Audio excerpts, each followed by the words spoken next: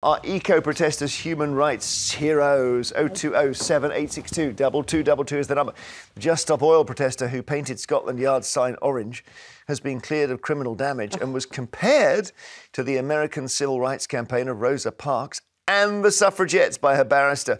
Back in 2022, Johnson used a paint-filled fire extinguisher to cover the sign as part of a series of coordinated attacks by Just Stop Oil.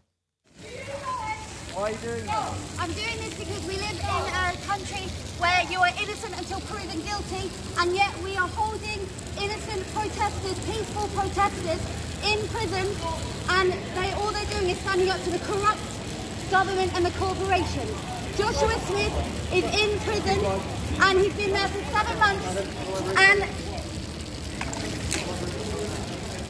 So in the closing speech in the trial, Owen Greenhall said direct action and civil disobedience is part of democracy. Consider what this room would look like without the suffragettes. There would be no female barristers, no female officers, no female jurors, and kicking off already. So is there any comparison to be made between the climate protesters, Just Stop Oil, and so on, and those human rights heroes of the past? We can mention, first of all, we should look at them. The suffragettes, kind of legendary, 100 years ago, who bombed several churches and cathedrals. They might have described them as violent at the time. They chained themselves to Buckingham Palace there because there was a rumour that the royal family were against what they stood for, which is women having the vote. They had a lot of placards. They strongly worded. Politicians came under physical attack from the suffragettes when they travelled to work. Also, then, what about MLK, Martin Luther King, used civil disobedience as a means of getting change. So it was large-scale, non-violent, I have a dream and all that. He had the march from Selma to Montgomery, Alabama for voting rights for black Americans. That was recently made into a brilliant movie. Sit-ins, marches, all carried out against the local authorities. Titanic figure in recent American history.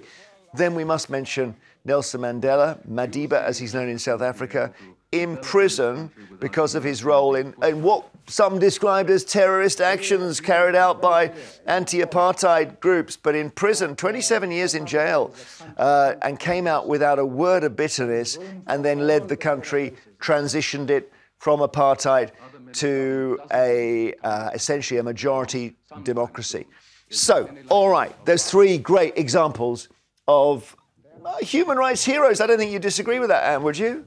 Well, I certainly don't think that the eco-protesters my second question, yeah. Come under that category. I mean, if you look at the suffragettes, there was no need for all the violence. There were some things they did that were actually quite telling, didn't involve violence. For example, one of them shut herself up in a broom cupboard in the House of Commons on the night of the census so that she could give her address as the House of Commons. That hurt nobody, made a very good point. I don't worry about things like that, but the general methods of the suffragettes hurt people. And a real risk if you throw yourself under the king's horse. It's not just yourself you hurt. So I feel very strongly that they were wrong to do that.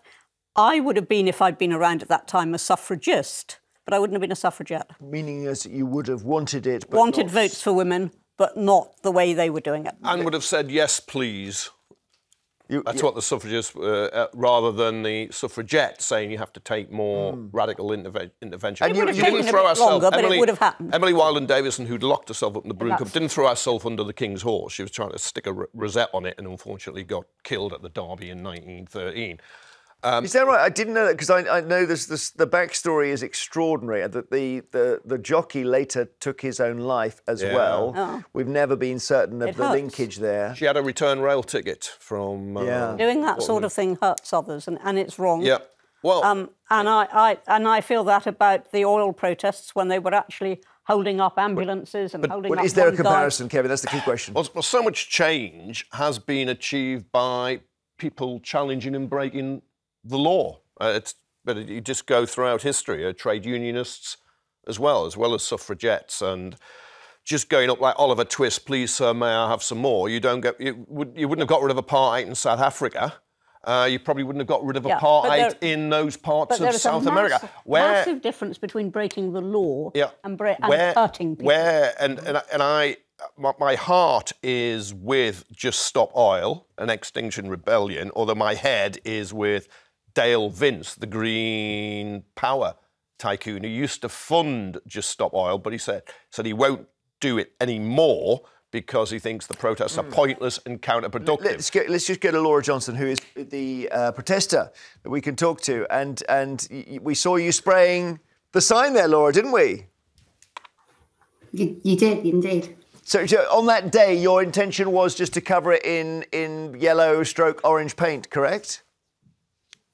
Yes, to highlight the government's licensing new oil and gas. And as you heard me say there, that peaceful, non-violent protesters were being held in prison and not being given a trial. Do you think your barrister was right to bring in the people we called the human rights heroes? I think when you look back at history, the way Just Stop Oil are being portrayed in the media is very, very similar to how the civil rights movement were being treated as well, and the suffragettes. And there's one thing in common. Yeah, no, so I was just going to say I went to a cartoon exhibition and I couldn't believe how nasty some of the cartoons were about the suffragettes 100 and something years ago. And what about that? We're using the same language about them as they used of the suffragettes. No, I make the distinction I made just now. There's a huge difference between breaking the law and breaking the law in a way that hurts other people. Now, can I finish? I just had this problem with you all the time. Yeah. Rosa Parks... Me asking questions. Rosa Parks sat on a bus that she wasn't supposed to be on. She didn't hurt anybody. Yeah. The suffragettes actually hurt people. I think there's a huge difference. But there's also, a concept of criminal damage. And if you do something... hang on. You've now shifted the goalposts, haven't you? Because you started by saying hurting people, which Laura did not do. No, I haven't said she did. But what I've said is, I was trying to say, that if you do break the law in a way that doesn't hurt people, you have still broken the law and you can still expect to pay a penalty for that. But Anne, isn't there a difference between non-violent direct action in which, yes, you deface a building and actually physically attacking somebody? As far as I'm aware... vandalism is a costless crime. Yes, but it's very different to attacking a person. Yes, of course it is, but it's still a crime. Of course it is. But Laura, would you use violence? Absolutely not. As I explained in my trial, Just Stop Oil are absolutely rooted in non-violence. I actually explained that it wasn't vandalism, it was an act of love. I stood on the dock and I took an oath to tell the truth, the whole truth and nothing but the truth. But as a mother, I've taken a far stronger oath. I have promised to do everything I can to protect my son. Now, last year, we saw what a 1.2 degree warming of the earth looks like. It's horrific. Biblical floods, wildfires, crop failures, the Arctic melting, Antarctica 40 degrees hotter than it should be. We're headed for far worse than that.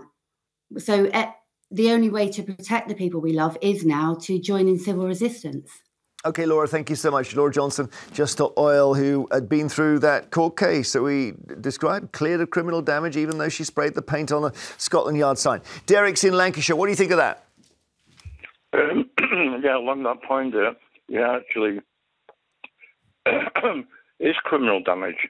And also, all that damage, if you will, has to be repaired and put right. And it's going to cost more money and resources to do that. Every time there's nothing wrong with, I support the process. I'm on the side of the environmental argument. But, if you go around causing physical damage and harm, it affects everybody. Not just the police, as it were, or the government. It affects everybody. Yeah.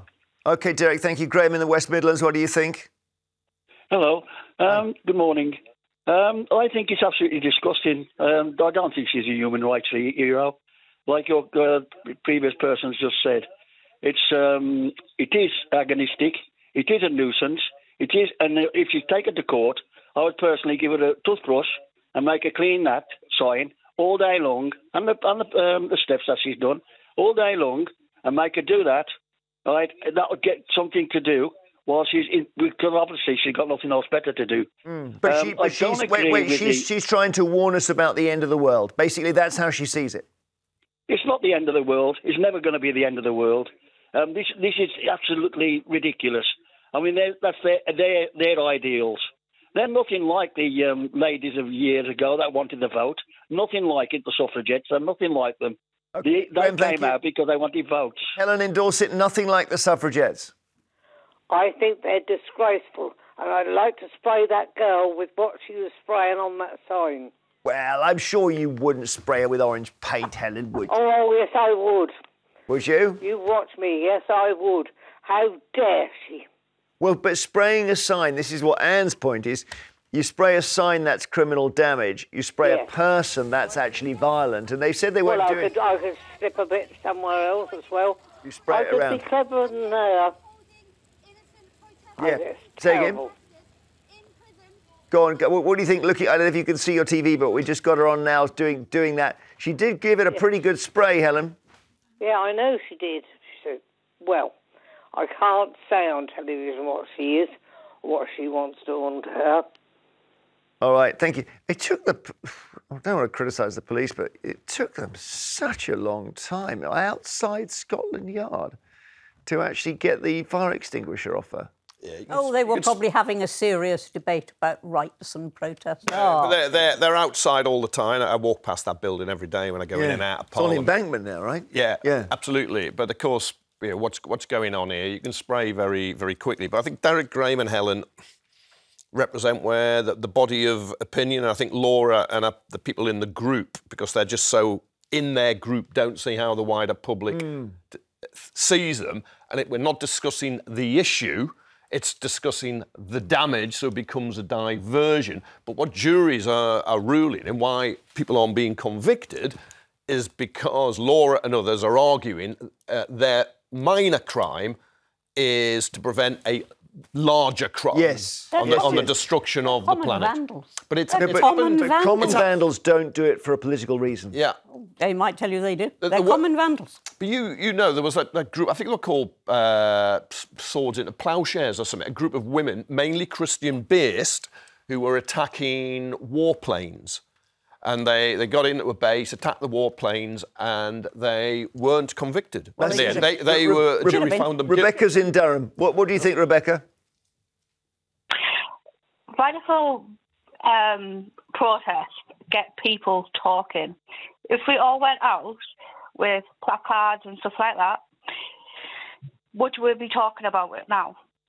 With what? That is the big question. Yeah. If we all went out with placards, yeah. Well, that's what everyone says, isn't it? That you don't get anywhere by doing a survey or having a placard or even having a march. You've got to do. I think the classic one this week was well, you would have hated it. They were trying to break open the case with the Magna Carta in. Oh, I know. They couldn't get the chisel. They're common vandals as well, and I do sincerely hope they get a very long sentence. Okay. So even though they are old. But I don't know what's gone, I would say, wrong for them here, because they normally only pour substances on pictures that are protected. Now, if you'd have damaged the Magna Carta, I think that would have been mega. I think there's only 4 copies of it left. Yeah, I know. I suspect they wanted to break the case and then at that point stop. I don't know. But anyway, thank you, Rebecca. Later, it's the papers and everything else. Find out.